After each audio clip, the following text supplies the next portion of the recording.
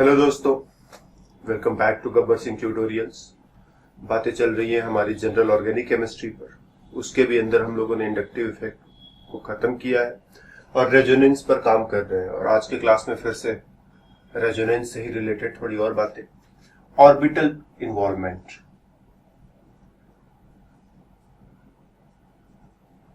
Orbital involvement in resonance. जैसे अगर हमारे पास ये मॉलिक्यूल है CH2 डबल बॉन्ड CH2, इसमें तो कहीं कोई रेजोनेंस है नहीं। यहां पर एक सिग्मा बॉन्ड है, कार्बन कार्बन डबल बॉन्ड, मतलब एक सिग्मा बॉन्ड है और एक पाई बॉन्ड है। स्पेशली अगर हम पाई बॉन्ड की बात करें तो पाई बॉन्ड कैसे बनता है? वो बनता है side wise overlap of orbitals. तो जैसे अगर दो कार्बन एटम्स के बीच में पाई बॉन्ड बनना है तो एक कार्बन दूसरा कार्बन, इसके पास एक प्योर पी ऑर्बिटल, इसके पास एक प्योर पी ऑर्बिटल, एक इलेक्ट्रॉन इसमें है एक इलेक्ट्रॉन इसमें है, दोनों को इलेक्ट्रॉनों की साझेदारी करनी है। दोनों साइड वाइज मिक्स हो जाएंगे, आपस में साइड से मिक्सिंग कर लेंगे। तो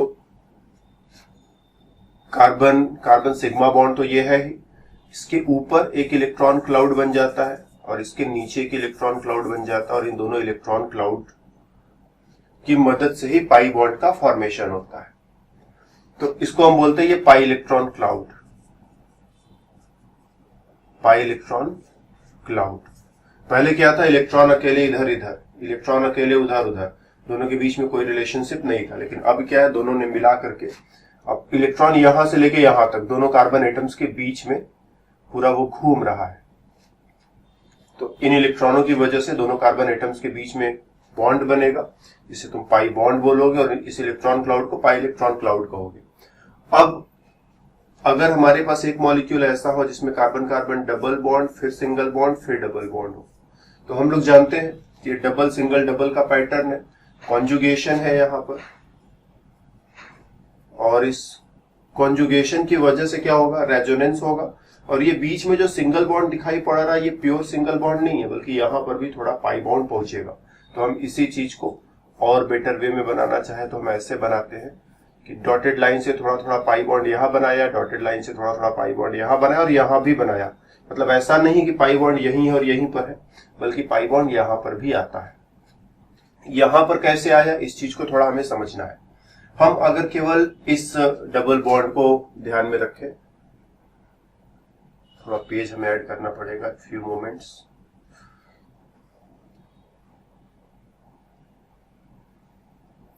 ओके, तो हम अगर केवल इस डबल बॉन्ड को ध्यान में रखते हैं, तो अगर इस डबल बॉन्ड को ध्यान में रखेंगे तो हम कहेंगे यहां पर इस कार्बन के पास एक प्योर ऑर्बिटल रहा होगा, इस कार्बन के पास एक प्योर ऑर्बिटल रहा होगा, तो ये दोनों आपस में मिक्स होंगे और पाई बॉन्ड यहां पर बन जाएगा। इसी तरह से यहां पर डबल बॉन्ड है तो इस कार्बन के पास एक प्योर ऑर्बिटल रहा होगा, इस कार्बन के पास एक प्योर ऑर्बिटल रहा होगा, ये दोनों आपस में मिक्स हो जाएंगे, यहां पर पाई बॉन्ड बन जाएगा। लेकिन अगर इसी चीज को हम थोड़ी गहराई से सोचें तो जो दूरी इन दोनों के बीच में है, जो दूरी इन दोनों के बीच में, कुछ वैसी ही दूरी यहां पर भी तो है। अगर ये दोनों आपस में साइड से मिक्स हो सकते हैं, यहां पाई बॉन्ड बन सकता है, ये दोनों आपस में साइड से मिक्स हो सकते हैं, यहां पाई बॉन्ड बन सकता है, तो ये दोनों आपस में साइड से क्यों नहीं मिक्स हो सकते? यहां पर पाई बॉन्ड क्यों नहीं बन सकता है? तो जाहिर सी बात है, बिल्कुल मिक्स हो सकते हैं।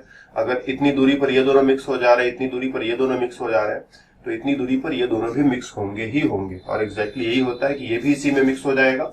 और अगर ये मिक्सिंग ना होती, सपोज ये ना होता और ये ना होता, तो एक इंडिपेंडेंट पाई बॉन्ड, इधर एक इंडिपेंडेंट पाई बॉन्ड, इस पाई बॉन्ड का इस पाई बॉन्ड से कोई रिलेशन नहीं रहता। ये मिक्सिंग जो हमने की थी, ये मिक्सिंग, अगर ये मिक्सिंग ना हो, हटा दो इस मिक्सिंग को, तो इस मिक्सिंग को हटाने के बाद यहां पर एक इंडिपेंडेंट पाई बॉन्ड, यहां पर एक इंडिपेंडेंट पाई बॉन्ड, इस पाई बॉन्ड का इस पाई बॉन्ड से कोई रिश्ता न बनता। लेकिन हुआ क्या, ये भी इसी में मिक्स हो गया, ये भी इसी में मिक्स हो गया।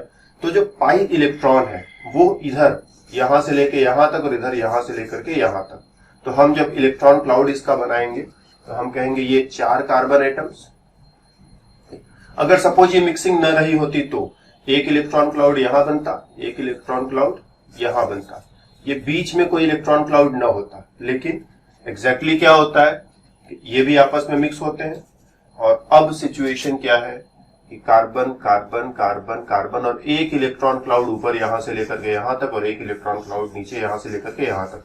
तो ये बीच वाले जो दोनों कार्बन एटम्स हैं, मतलब ये वाला जो बॉन्ड है वो भी पाई इलेक्ट्रॉनों से बच नहीं पाया, पाई इलेक्ट्रॉनों ने उसको भी घेरे में लपेट लिया, राइट। तो पाई इलेक्ट्रॉन्स केवल यहां नहीं है बल्कि बीच में यहां पर भी आ रहे हैं। अगर सिचुएशन ऐसा और ऐसा होता तो हम कहते हैं लोकेलाइज्ड मतलब हमने एक जगह बताया भी था तुम्हें, लोकल मतलब जो एक ही जगह रहता है। लोकेलाइज्ड उसी से बना हुआ है।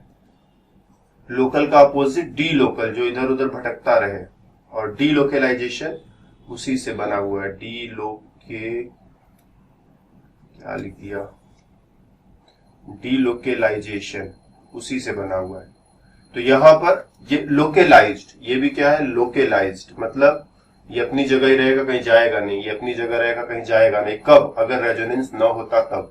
लेकिन एग्जैक्ट सिचुएशन क्या है, रेजोनेंस हो रहा है, ये दोनों ऑर्बिटल्स अलग अलग नहीं रहेंगे बल्कि चारों मिल करके कंटिन्यूअस इलेक्ट्रॉन क्लाउड, चारों एक दूसरे के साथ मिक्स होकर के कंटिन्यूअस इलेक्ट्रॉन क्लाउड बनाएंगे। और इस इलेक्ट्रॉन क्लाउड के बनने की वजह से पाई इलेक्ट्रॉन क्लाउड यहां पर भी, पाई इलेक्ट्रॉन क्लाउड यहां पर भी, पाई इलेक्ट्रॉन क्लाउड यहां पर भी, एक इलेक्ट्रॉन क्लाउड पूरा का पूरा ऊपर, एक इलेक्ट्रॉन क्लाउड पूरा का पूरा नीचे।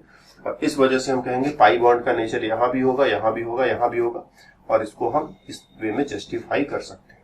तो ये चीज मेरे को ध्यान रखना है कि जब भी रेजोनेंस हो रहा है, ऐसा नहीं कि बस केवल इलेक्ट्रॉन को एरो लगा दिया, इलेक्ट्रॉन उधर चला गया, एरो लगा दिया, इलेक्ट्रॉन उधर चला गया, that is a very good thing. लेकिन साथ ही साथ ध्यान रहना चाहिए कि रेजोनेंस के पीछे ऑर्बिटल्स का बैकअप है। अगर ऑर्बिटल साथ न दें तो ये रेजोनेंस नहीं हो पाए। ऑर्बिटल्स का साथ देना बहुत जरूरी है, ठीक। तो जब भी सिचुएशन ऐसा आएगा, अब मान लो हम लोग एक सेपरेट सिचुएशन बनाए, कार्बन कार्बन डबल बॉन्ड, फिर बीच में एक सिंगल बॉन्ड, एक और सिंगल बॉन्ड और एक और डबल बॉन्ड। इसका पी ऑर्बिटल ये रहा और इसका पी ऑर्बिटल ये रहा। ये दोनों आपस में मिलकर के पाई बॉन्ड बना रहे हैं, ये दोनों आपस में मिलकर के पाई बॉन्ड बना रहे हैं, और इन दोनों के बीच में दूरी बहुत ज्यादा है क्योंकि बीच में एक एक्स्ट्रा कार्बन आ गया है। अब ये दोनों मिलकर के बीच में वो पाई बॉन्ड नहीं बना सकते, तो यहाँ रेजोनेंस नहीं होगा, यहाँ पर रेजोनेंस नहीं हो पाएगा। रेजोनेंस के लिए हमने पढ़ा है ना, double bond single bond, double bond single bond, double bond single bond का पैटर्न चाहिए। क्यों चाहिए वो पैटर्न, ये तो हमने बताया ही नहीं था तुम्हें पहले, तुमने पूछा भी नहीं कभी। तो क्यों चाहिए ये पैटर्न, क्योंकि अगर ये पैटर्न नहीं रहेगा तो दूरी बढ़ जाएगी, तो फिर इस पाई बॉन्ड का इस पाई बॉन्ड के साथ कोई रिलेशन नहीं बनेगा, रेजोनेंस नहीं बनेगा। अगर ये कार्बन न होता, ये दोनों को डायरेक्ट जोड़ दिया होता हमने, ऐसा सिचुएशन रहता, double bond single bond double bond, तो इसके ऑर्बिटल्स और इसकी ऑर्बिटल्स, ये दोनों ऑर्बिटल्स एक पाई बॉन्ड, ये दोनों ऑर्बिटल्स दूसरा पाई बॉन्ड, लेकिन ये बीच में भी मिक्सिंग होगी, तो पूरा यहां से यहां तक रेजोनेंस को निकलेगा।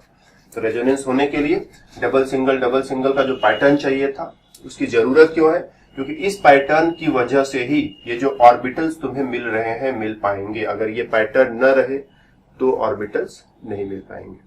किसी चीज को हम बेंजीन में अगर अप्लाई करें, बेंजीन में कैसा होता है, double bond single bond double bond. इसी चीज को हम ऐसे बना दे थोड़ा 3 डायमेंशनल वे में, फ्लैट रिंग, ठीक है, मतलब ऐसे ना होकर के ये ऐसे पड़ा हुआ है या ऐसे पड़ा हुआ है।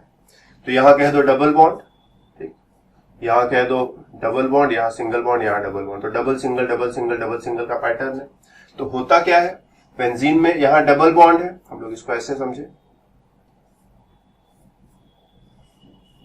यहां डबल बॉन्ड है तो जरूर यहां पर ऑर्बिटल्स होंगे जो साइड से ओवरलैप करेंगे। यहां डबल बॉन्ड है तो जरूर ऑर्बिटल्स होंगे जो साइड से ओवरलैप करेंगे। यहां डबल बॉन्ड है, जरूर ऑर्बिटल्स होंगे जो साइड से ओवरलैप करेंगे।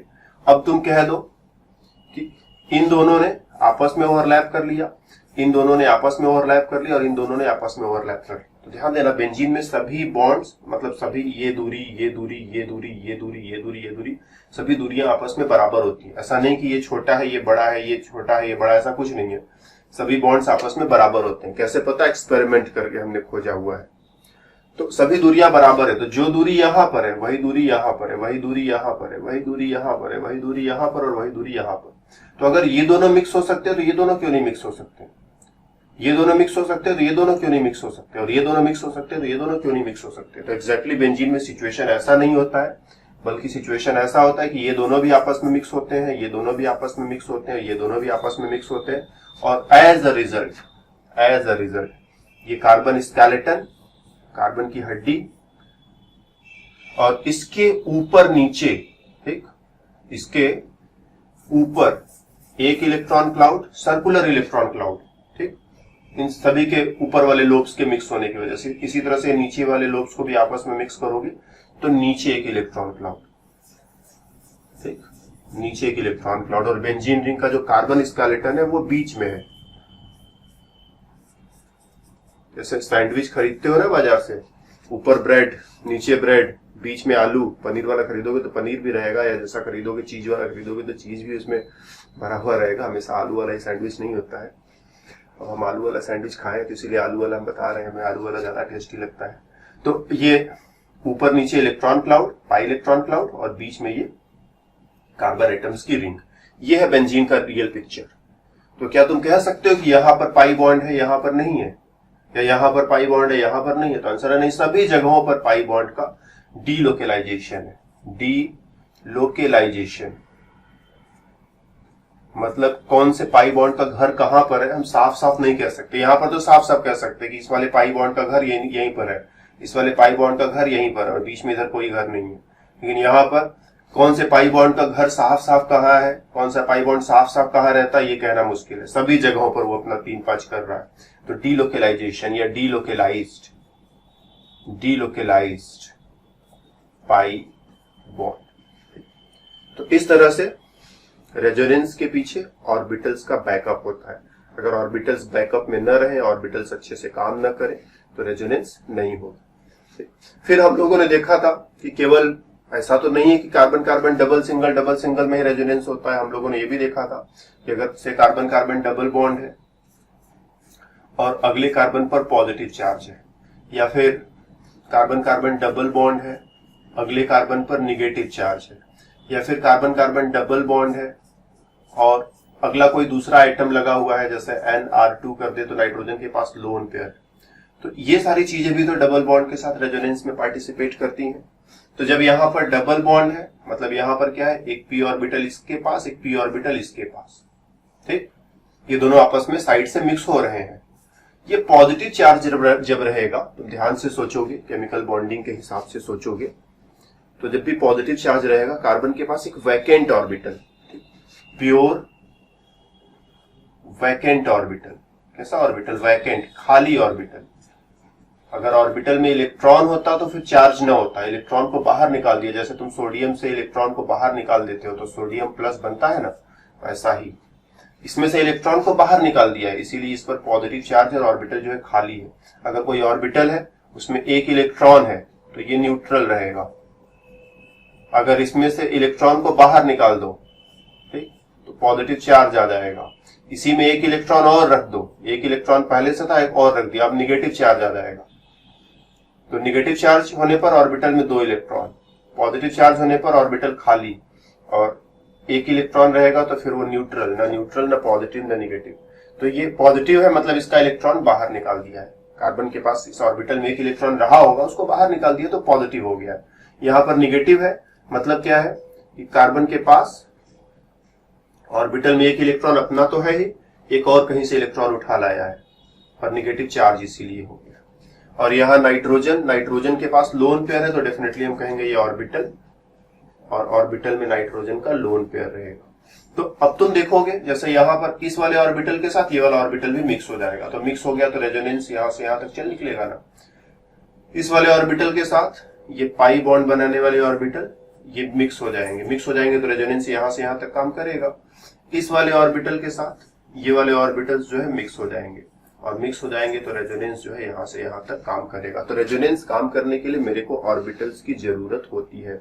अगर ऑर्बिटल साथ न दे तो रेजोनेंस नहीं होगा। तो जब भी रेजोनेंस होगा ऑर्बिटल साथ दे रहे हैं, ठीक।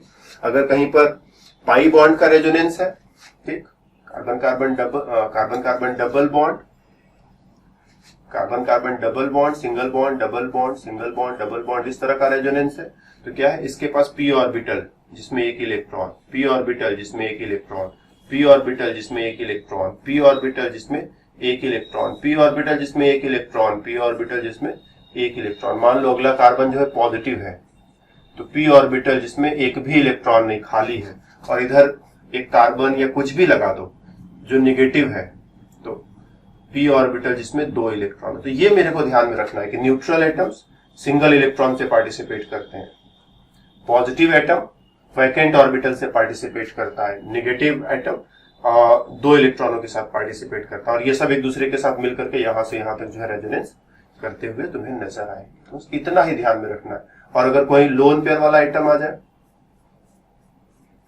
एनीथिंग एक्स वाई जेड, कुछ भी जिसके पास लोन पेयर है, तो इसके ऑर्बिटल में दो इलेक्ट्रॉन रहेंगे, और ये वाला ऑर्बिटल इस वाले ऑर्बिटल के साथ, इस वाले ऑर्बिटल के साथ, इसमें एक इलेक्ट्रॉन, इसमें एक इलेक्ट्रॉन, इसमें एक इलेक्ट्रॉन, इसमें एक इलेक्ट्रॉन, इसमें दो इलेक्ट्रॉन, ये इसके साथ मिक्स हो जाएगा। तो रेजोनेंस में यही सारी चीजें होती है ना, डबल बॉन्ड का रेजोनेंस मतलब पाई बॉन्ड का resonance, pi bond positive charge का resonance, pi bond negative charge का resonance, pi bond lone pair का रेजोनेंस। तो यही सारी चीजें हैं, और वो सारी चीजें उन सारे सिचुएशंस में कौन कौन से ऑर्बिटल्स अपने पास होंगे रेजोनेंस के लिए, यही सोच लेना है। तो पाई बॉन्ड है तो pure P orbital single electron, positive charge है तो pure P orbital with vacant मतलब वैकेंट प्योर पी ऑर्बिटल, और पॉजिटिव चार्ज है तो वैकेंट पी ऑर्बिटल, ठीक, इसमें कोई इलेक्ट्रॉन नहीं है, और नेगेटिव चार्ज है तो ऑर्बिटल में दो इलेक्ट्रॉन कहां से आए, एक इलेक्ट्रॉन अपना, एक इलेक्ट्रॉन बाहर से खाया, इसीलिए माइनस का चार्ज। और इस पर पॉजिटिव चार्ज है तो जो अपना इलेक्ट्रॉन था वो भी बाहर निकल गया, इसलिए इसमें कोई इलेक्ट्रॉन नहीं बचेगा, ये वैकेंट ऑर्बिटल। तो पॉजिटिव कार्बन वैकेंट ऑर्बिटल से पार्टिसिपेट करेगा, नेगेटिव कार्बन दो इलेक्ट्रॉनों से पार्टिसिपेट करेगा, और जो न्यूट्रल कार्बन एटम्स है वो सिंगल इलेक्ट्रॉनों से पार्टिसिपेट करेंगे। और ये कार्बन के लिए ही नहीं, दूसरे एटम्स जैसे ऑक्सीजन, नाइट्रोजन वगैरह भी आ जाए तो उनके लिए भी ट्रू है। एक एग्जांपल हमने कार्बन का लिया कि नाइट्रोजन, ऑक्सीजन वगैरह के लिए भी ट्रू है। और अगर किसी एटम के पास लोन पेयर है तो हम कहेंगे प्योर पी ऑर्बिटल, और उसमें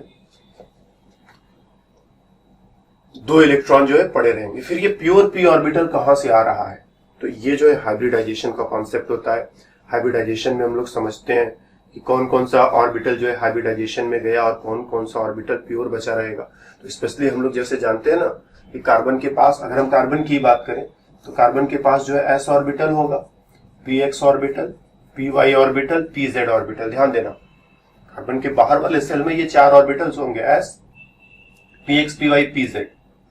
तो अगर sp2 हाइब्रिडाइजेशन हो जाए, sp2 हाइब्रिडाइजेशन हो जाए तो एक ऑर्बिटल जो है प्योर बच जाएगा, ये तीनों हाइब्रिडाइजेशन में पार्टिसिपेट करेंगे, ये ऑर्बिटल प्योर बच जाएगा, और ये प्योर ऑर्बिटल पाई बॉन्ड बनाने में और रेजोनेंस करने में हेल्प करेगा। तो जब कार्बन कार्बन सिंगल बॉन्ड है, ठीक, इस तरह का सिचुएशन है, इस तरह का सिचुएशन है, तो क्या है ये कार्बन sp3 और ये कार्बन भी sp3, मतलब चारों ऑर्बिटल्स खर्च हो गए, कोई प्योर नहीं बचा। लेकिन कार्बन कार्बन डबल बॉन्ड होगा, जैसे ये सिचुएशन देखें, ये सिचुएशन देखें, तो यहां पर ये कार्बन sp2 है और ये कार्बन भी sp2 है, और sp2 कार्बन है तो डेफिनेटली एक ऑर्बिटल प्योर बचेगा ना, एक ऑर्बिटल जो प्योर बचेगा वो पाई बॉन्ड बनाने में, रेजोनेंस करने में काम देगा। ठीक, कार्बन पर पॉजिटिव चार्ज है, पॉजिटिव चार्ज है तो कार्बन क्या करेगा, तीन बॉन्ड्स बनाएगा, और हाइब्रिडाइजेशन जो है sp2 हो सकता है, हाइब्रिडाइजेशन जो है वो sp2 होगा, और एक ऑर्बिटल खाली प्योर बचा रहेगा जो रेजोनेंस करने में पार्टिसिपेट करेगा। अगर कार्बन पर निगेटिव चार्ज है तो लोन पेयर भी रहेगा, और हम लोगों ने हाइब्रिडाइजेशन निकालना सीखा हुआ है ना। हाइब्रिडाइजेशन कैसे निकालते हो, तुम कहते हो कि हाइब्रिडाइजेशन अगर निकालना है तो सिग्मा बॉन्ड काउंट कर लो और लोन पेयर काउंट कर लो। तो यहां पर 1 2 3 सिग्मा बॉन्ड है, 3, एक लोन पेयर है, मतलब इसको मिला दो तो 4 मतलब 4 orbitals, s, px, py, pz मिला करके sp3 हाइब्रिडाइजेशन करेंगे। तो इन जनरल अगर सिचुएशन ऐसा है जहां कोई रेजोनेंस वगैरह नहीं है तो 1 2 3 4 ये चारों जो है मिलकर के sp3 हाइब्रिडाइजेशन करेंगे, कोई प्योर ऑर्बिटल नहीं बचेगा, कोई प्योर ऑर्बिटल नहीं बचेगा। यहाँ थोड़ा सा कॉम्प्लिकेशन बढ़ा रहा है ना, थोड़ा पेशेंस रखना। ये लोन पेयर जो है, लोन पेयर की दो स्थितियां हो सकती है, लोन पेयर प्योर ऑर्बिटल में हो सकता है, लोन पेयर हाइब्रिड ऑर्बिटल में हो सकता है। याद देना, लोन पेयर प्योर ऑर्बिटल में हो सकता है, लोन पेयर हाइब्रिड ऑर्बिटल में हो सकता है, दोनों सिचुएशंस में हो सकता है। तो अगर लोन पेयर को रेजोनेंस में पार्टिसिपेट नहीं करना है, लोन पेयर को रेजोनेंस में पार्टिसिपेट नहीं करना है, वहां रेजोनेंस का कोई सिचुएशन नहीं बन रहा है, तो lone pair not participating in resonance, no lone pair not participating in resonance में पार्टिसिपेट नहीं कर रहा है, तो ये हाइब्रिड ऑर्बिटल में रह सकता है। और lone pair participating in resonance, mostly ये जो है प्योर ऑर्बिटल में रहेगा। ठीक, ये 100% ट्रू नहीं है, कहीं कहीं पर गलत भी हो सकता है, लेकिन तुम्हारे लिए 11th और 12th के लिए अब हम इससे ज्यादा लफड़ा नहीं कर सकते। अब इससे ज्यादा गहराई में ले चलेंगे तो तुम डूब जाओगे, और डुबाना मेरा पर्पज नहीं है। तो थोड़ा बहुत चीजें जो है हम लोग अवॉइड भी कर देते हैं कि अब पूरी सच्चाई बताने में लग जाएंगे तो बस तुम कहीं डूब वगैरह गए तो फिर खतरा हो जाता है।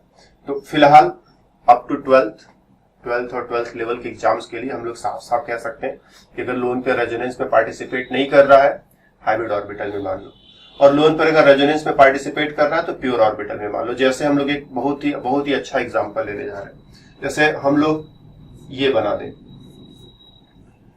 साइक्लोहेक्सेन और उसके साथ NH2, इसमें लोन पेयर को रेजोनेंस से कुछ लेना देना नहीं है, तो ये लोन पेयर जो है वो हाइब्रिड ऑर्बिटल में रहेगा। लेकिन अगर अब हम ये बेंजीन रिंग जोड़ दें और बेंजीन रिंग के साथ NH2 जोड़ दें, तो यहां पर लोन पेयर को रेजोनेंस करना है, तो यहां पर लोन पेयर जो है वो प्योर ऑर्बिटल में रहेगा। क्यों प्योर ऑर्बिटल में रहेगा? क्योंकि ये रहा बेंजीन रिंग का अपना पाई इलेक्ट्रॉन सिस्टम, ये इसका ऑर्बिटल, इसका ऑर्बिटल, इसका ऑर्बिटल, इसका ऑर्बिटल, इसका ऑर्बिटल और इसका ऑर्बिटल, ये सब एक दूसरे के साथ मिलकर के अपना वो डीलोकेलाइज्ड पाई बॉन्ड बनाएंगे। और इधर ये रहा तुम्हारा NH2, तो NH2 के पास भी अगर एक वैसा ही ऑर्बिटल रहे जिसमें लोन पेयर है, ध्यान देना इन सब में एक एक इलेक्ट्रॉन है, एक एक इलेक्ट्रॉन है, इसमें 2 इलेक्ट्रॉन है, तो ये भी इन्हीं सबके साथ अब मिक्स हो सकता है। अगर ये प्योर ना होता, इनके जैसा न रहे, ये अलग रहे, ये अलग रहे, दोनों का मैच ना हो, मैच होना जरूरी है ना, तो ये अगर अलग ऑर्बिटल हो जाए तो इसके साथ मैच नहीं करेगा, मैच नहीं करेगा तो रेजोनेंस में पार्टिसिपेट नहीं कर सकता। तो ये सब एक दूसरे, ये इसके साथ, ये इसके साथ, ये इसके साथ, ये इसके साथ, ये इसके साथ, ये इसके साथ, ये इसके साथ, यहां पर कोई रेजोनेंस करना नहीं है। तो यहां पर हालांकि ये रिंग फ्लैट नहीं होता, लेकिन चलो थोड़ी देर के लिए हम लोग इस रिंग को फ्लैट बना दे, तो हम देखेंगे ये रहा नाइट्रोजन, नाइट्रोजन के साथ लोन पेयर इस ऑर्बिटल में चला गया, ठीक, इस ऑर्बिटल में, और ये रहा 2 हाइड्रोजन, ये ऑर्बिटल sp3 ऑर्बिटल है, देखिए ऑर्बिटल जो है sp3 ऑर्बिटल है, और यहां पर क्या है, ये प्योर p ऑर्बिटल है, प्योर p ऑर्बिटल।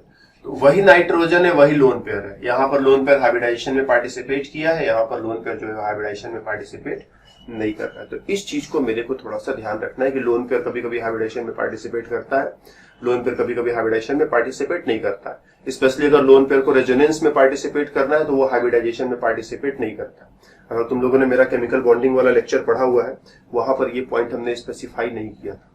हमने कहा था कि लोन पेयर को हाइब्रिडाइजेशन निकालते समय लोन पेयर को गिनना पड़ेगा हमें, लोन पेयर है तो उसको हाइब्रिडाइजेशन में शामिल करो। ऊपर एग्जाम्पल भी हमने अभी भी लिया,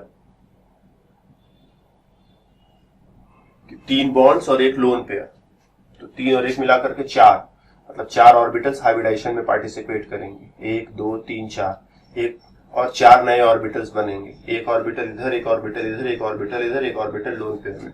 लेकिन यहां पर हम लोगों को थोड़ा सा ध्यान देना है कि लोन पेयर अगर रेजोनेंस में पार्टिसिपेट करे और अगर न करे, तो लोन पेयर अगर रेजोनेंस में पार्टिसिपेट करेगा तो इसको प्योर ऑर्बिटल में रखना है, इसको हाइब्रिडाइजेशन में पार्टिसिपेट नहीं करना है।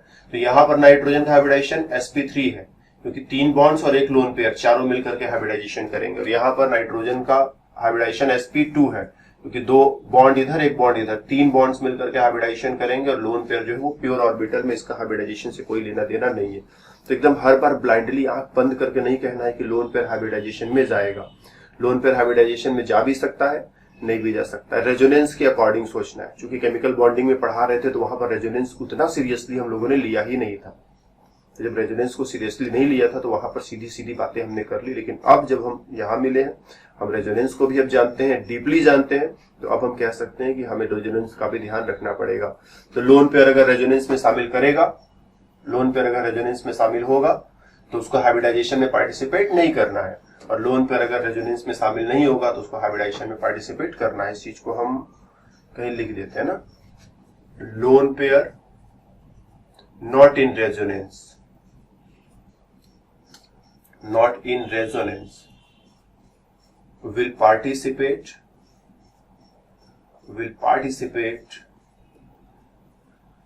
in hybridization, and lone pair in resonance will not participate in hybridisation. और ये भी स्टेटमेंट्स जो है कभी कभी गलत हो सकते हैं कुछ स्पेशल सिचुएशंस में, हमेशा एकदम 100% परिस्थितियों में ये ट्रू नहीं होते हैं। अब सारी परिस्थितियों को अगर हम यहीं पर काउंट करने लगे तो बस तुम्हारा बंटाधार हो जाएगा ना। और मेरा टारगेट ये नहीं कि तुम्हारा बंटाधार करना है, मेरा टारगेट था कि एक सिंपल सी सिचुएशन को तुम समझो कि ऐसा भी होता है कि लोन पेयर हाइब्रिडाइजेशन में पार्टिसिपेट कर भी सकता है, नहीं भी कर सकता है। अगर हाइब्रिडाइजेशन में पार्टिसिपेट करेगा तो रेजोनेंस में पार्टिसिपेट नहीं करेगा, रेजोनेंस में पार्टिसिपेट करेगा तो हाइब्रिडाइजेशन में पार्टिसिपेट नहीं करेगा। एक सिंपल सी बात याद रखनी है। और कंक्लूड करने के लिए, अगर carbon carbon double bond, single bond, double bond हो तो pure P orbital, pure P orbital, pure P orbital, pure P orbital, एक इलेक्ट्रॉन, एक इलेक्ट्रॉन, एक इलेक्ट्रॉन, एक इलेक्ट्रॉन, सब कंटिन्यूअसली मिक्स हो जाएंगे और रेजोनेंस हो जाएगा। अगर कार्बन कार्बन डबल बॉन्ड और अगला पॉजिटिव चार्ज है तो पी ऑर्बिटल, एक इलेक्ट्रॉन, एक इलेक्ट्रॉन, यहाँ भी प्योर पी ऑर्बिटल, खाली ऑर्बिटल, और सब एक दूसरे के साथ मिक्स करके resonance. Carbon carbon double bond, carbon पर नेगेटिव चार्ज है तो इसके पास ऑर्बिटल में 2 इलेक्ट्रॉन होंगे और इसके ऑर्बिटल में 1 इलेक्ट्रॉन, इसके ऑर्बिटल में 1 इलेक्ट्रॉन, और यहाँ लोन पेयर हाइब्रिडाइजेशन में पार्टिसिपेट नहीं कर रहा है, तीनों मिलकर के रेजोनेंस कर लेंगे।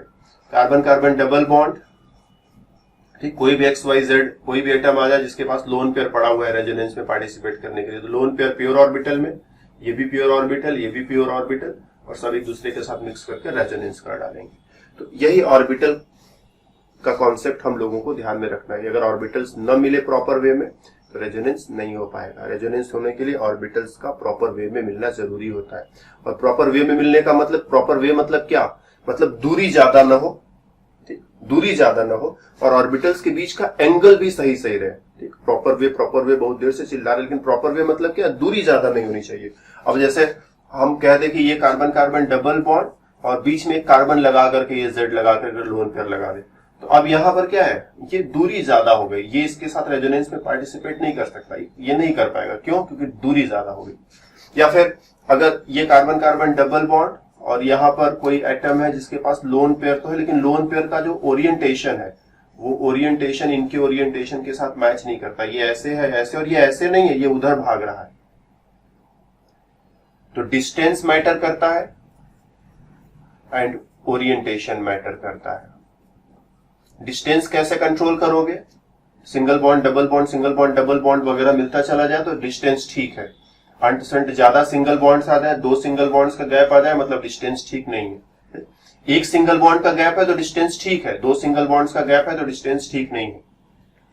अगर यही ऐसा होता जैसा यहां पर है, एक ही सिंगल बॉन्ड आया है बीच में, तो ठीक है, यहां पर डिस्टेंस ओके, लेकिन यहां डिस्टेंस ओके नहीं है। और ओरिएंटेशन की बात कैसे हम समझेंगे कि ओरिएंटेशन सही है कि ओरिएंटेशन सही नहीं है? तो अगर प्योर ऑर्बिटल बच जाए, प्योर ऑर्बिटल तुमने बचा लिया है, तो इसके पास प्योर ऑर्बिटल है ना, ये प्योर ऑर्बिटल अगर ऐसा बचा रहा है, प्योर ऑर्बिटल ऐसा बचा रहा है, तभी तो रेजोनेंस कर पाएगा, नहीं तो कैसे रेजोनेंस कर पाएगा? तो ओरिएंटेशन के लिए प्योर ऑर्बिटल, और प्योर ऑर्बिटल के लिए मोस्टली sp2 हाइब्रिडाइजेशन तुम खोजोगे कि क्या हाइब्रिडाइजेशन sp2 है। अगर हाइब्रिडाइजेशन sp2 है तो एक प्योर ऑर्बिटल बचेगा, प्योर ऑर्बिटल बचेगा तो वो क्या करेगा, इस तरह से रेजोनेंस में पार्टिसिपेट करेगा, इस तरह से रेजोनेंस में पार्टिसिपेट करेगा। बहुत सारी बातें करी जा सकती है ना, और अंदर चलते चले जाए तो 2-3 घंटे का ये टॉपिक हो सकता है, लेकिन जो है हमको 2-3 घंटे तुम्हें नहीं परेशान करना, सिर्फ इतना मैसेज देना है कि ऑर्बिटल के बिना रेजोनेंस नहीं होता। बहुत सारी बातें हमने कही, तुम सब भूल भी जाओ तो कोई फर्क नहीं पड़ता, बस इतना ध्यान रखना है कि ऑर्बिटल्स के बिना रेजोनेंस नहीं होता। कौन कौन से ऑर्बिटल्स, तो बहुत सारी कहानी हमने कही, बस ये 2-3 सिंपल सिचुएशंस याद रखना कि अगर न्यूट्रल रहे तो पॉजिटिव रहे तो वैकेंट ऑर्बिटल, नेगेटिव रहे तो भरा हुआ ऑर्बिटल, दो इलेक्ट्रॉन भरे हुए ऑर्बिटल, लोन पेयर रहे तब भी भरा हुआ ऑर्बिटल। बाकी सारी बातें जो है ऐसे ही कहानी कहने के लिए हम लोगों को कुछ न कुछ तो कहना पड़ता है ना, बस ऐसे ही सीधे सीधे पॉइंट लिख देंगे कि ये ऑर्बिटल, ये ऑर्बिटल, ये ऑर्बिटल, ये ऑर्बिटल, तो मेरे को समझ में नहीं आएगा। जब समझ में नहीं आएगा तो तुम उसको याद करोगे, फिर तुम याद करोगे और वो भूलता जाएगा, फिर तुम याद करोगे, फिर वो भूलेगा। तो तुम्हारी बात समझ में आ सके इसीलिए इतना बैकग्राउंड खड़ा किया। और फाइनली माइंड में यही रखना है कि ऐसा रहेगा तो कौन सा ऑर्बिटल, ऐसा रहेगा तो कौन सा ऑर्बिटल, ऐसा रहेगा तो कौन सा ऑर्बिटल, ऐसा रहेगा तो कौन सा ऑर्बिटल। और जब ऑर्बिटल्स सही से मिलते हैं तभी रेजोनेंस होता है। सही से मिलने का मतलब दूरी सही सही रहे और ओरिएंटेशन सही सही रहे। दूरी कैसे सही सही रहेगी, बीच में एक ही सिंगल बॉन्ड का गैप होना चाहिए, 2 सिंगल बॉन्ड का गैप सही नहीं है। ओरिएंटेशन सही सही मतलब हाइब्रिडाइजेशन अगर sp2 हो जाए, और भी हाइब्रिडाइजेशन काम कर सकते हैं लेकिन sp2 most of the time. Hybridisation अगर sp2 हो जाए तो ऐसे सिचुएशन में एक ऑर्बिटल प्योर बचेगा जो कि रेजोनेंस करने में मदद करेगा। तो बस इस क्लास में हमारी तरफ से इतना ही। फिर मुलाकात होगी अगले क्लास में, तब तक के लिए बाय बाय।